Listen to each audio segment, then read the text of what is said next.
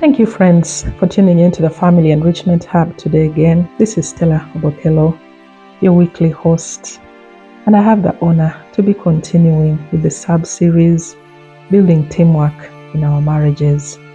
I don't want to be specifically speaking about recognizing personal needs within the team. And I would love to share a story, an experience that I witnessed while I was still working in the bank. On a certain team, there was an elderly lady, and this lady happened to get an emergency. One time, she received a phone call informing her that her son had been involved in an accident and she needed to rush and go to the hospital to attend to the son. So she quickly informed her manager of the emergency that had just befallen her and that she needed to go to the hospital and attend to the son. Her manager coldly told her, "You need to come back and finish off your work for the day. Nobody's going to do for you your work." Friends, that was a very unfortunate response to a team member who is working and indeed contributing to the success of the team. And just to help us appreciate that every team is comprised of individuals, and these individuals have very unique needs, very unique challenges that you need to be cognizant of so that they can be able to deliver on their team mandates efficiently and indeed seamlessly. Friends, like Phil Jackson rightly puts it, that the strength of the team is each individual member, and the strength of every member is the team that they belong to. That is the power of teamwork, friends. The team makes you, and you also make the team. Allow me share a few experiences again that I witnessed while I was still working within the bank. One of the things that I saw during the time that COVID came in, the distortions all over the place were so enormous.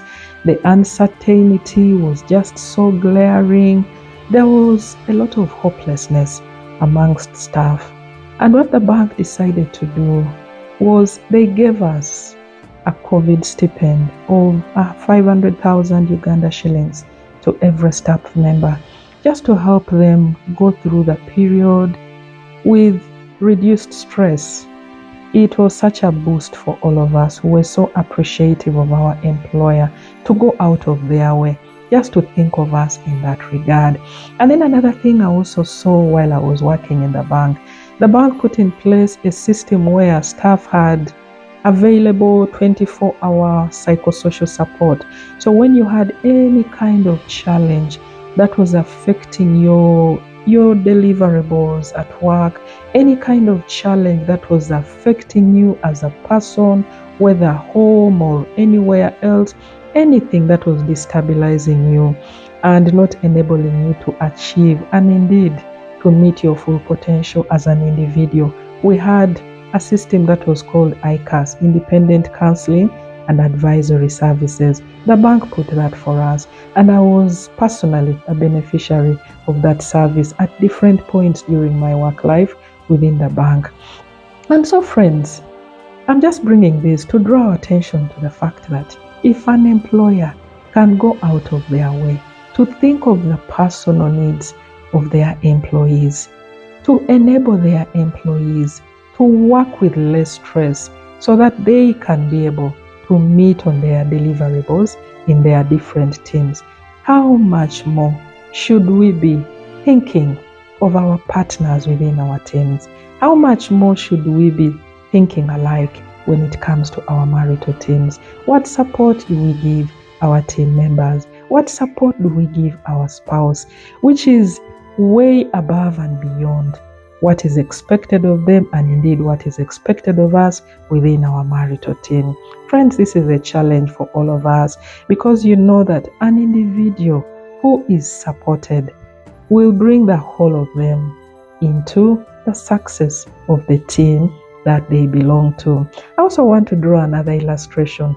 For those of us who have vehicles, the cost of running a vehicle, the daily fuel costs, the repair costs, the service costs, a lot is involved when it comes to managing and indeed working with cars. And for many of us, we are so quick to put in these monies just to make sure our cars are in perfect condition, because you don't want to find yourself in a scenario where you're driving and your car just stops in the middle of the road. So we put in all this attention and resources to make sure our cars are in sound condition. Friends, by the time we put in all this effort and time and money into our cars, which are meant to serve us, how much more should we put in time and resources and effort to support our team members, to support our spouses, to support our marriages in order to make them to thrive and indeed deliver on our mandate as a team?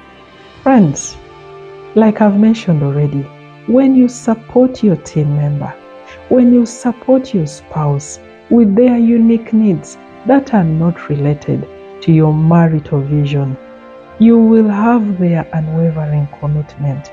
You will have a cohesed team that nobody can be able to shake, because personal needs are well taken care of, and so a team member is comfortable delivering on their mandate for the team in order to take it to the heights that they desire to see.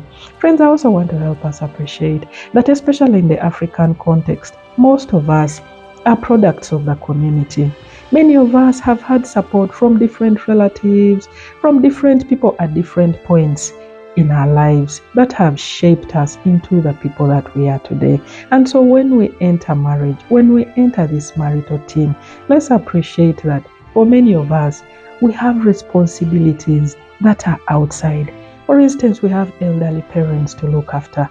For some, you have younger siblings that you have to take care of. There are varied responsibilities that I cannot list all here, but we know what these responsibilities are that many of us are involved in. And so I call on all of us. When you have a spouse who has a lot of responsibilities, family responsibilities in their maiden home, the least you can do is to support them.